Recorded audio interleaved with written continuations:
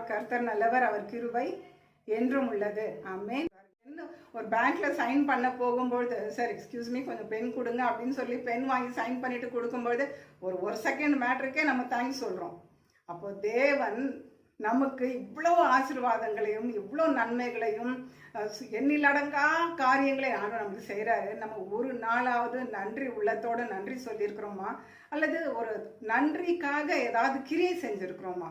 இப்போ for example உங்களுக்கு புரிகிற மாதிரி சொல்லணும் அப்படின்னு சொன்னால், ஒரு மாதத்துக்கு ஏதாவது ஒரு தானியத்தை மூட்டை கட்டியோ அல்லது ஒரு டப்பாவில் போட்டோ நம்ம ஒரு மாதத்துக்கு அப்படியே வச்சுட்டோன்னு வச்சுக்கோங்களேன்.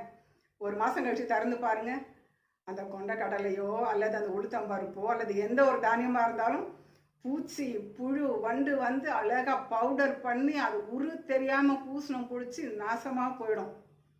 ஆமாவா இல்லையா? அந்த மாதிரி தான் நம்மளும் நமக்குள்ளே இருக்கிற டேலண்ட்டை தேவனுக்கு பயன்படுத்தாமல் வச்சோம்னா இப்படி தான் பிசாசு எவனை விழுகலாமோ அப்படின்னு வகை தேடி சுற்றி திரிஞ்சிட்டு இருக்கிறான். அவனுடைய வேலை என்ன? திருடவும் அழிக்கவும் கொல்லவும் வரானே தவிர வேற எதுக்கும் கிடையாது. அதுக்கு நம்ம இடம் கொடுக்கணுமா?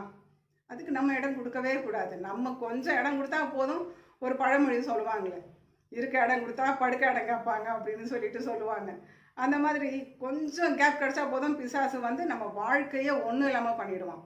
அதனால் நம்ம தேவனுக்கு பிரயோஜனமாக இருக்கும்போது தேவனுடைய ஆசீர்வாதம் நம்ம மேலையும் நம்ம சந்ததிகள் குடும்பங்கள் மேலையும் தங்கும். வேதம் என்ன சொல்லுதுன்னு நம்ம பார்ப்போமா? நீதிமொழிகள் 11ஆம் அதிகாரம் 26வது வசனத்தை நான் வாசிக்கிறேன்.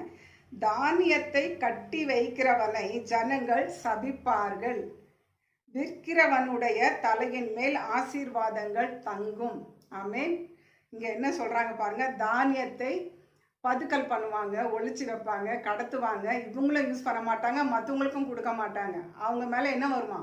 சாபம் தங்கும். விற்கிற ஒருத்தர் அந்த பிஸ்னஸ் பண்ணி ஓகே வாங்குறோமா விற்கிறோமா அப்படி இருந்து அது மற்றவங்களுக்கும் பிரயோஜனமாக இருக்கும், இவனுக்கும் ஆசீர்வாதமாக இருக்கும் பொழுது அப்போ தேவன் அந்த பிஸ்னஸ் மேனே ஆசீர்வதிப்பார். தேவன் நமக்கு கொடுத்திருக்கிற கிருபைகளை, திறமைகளை, வசதிகளை அவருக்காக விதையா நம்ம பயன்படுத்தும் பொழுது நம்மளுக்கும் மற்றவங்களுக்கும் அது ஆசீர்வாதமாக இருக்கும். ஆமென். கேட்டுக்கொள்கிறேன். ஆமென். இன்னும் இந்த வீடியோவை நீங்கள் சப்ஸ்கிரைப் பண்ணலைன்னா இப்போவே பண்ணிடுங்க. லைக் பண்ணுங்கள், ஷேர் பண்ணுங்கள், கமெண்ட் பண்ணுங்கள். Have a blessed day. God bless you.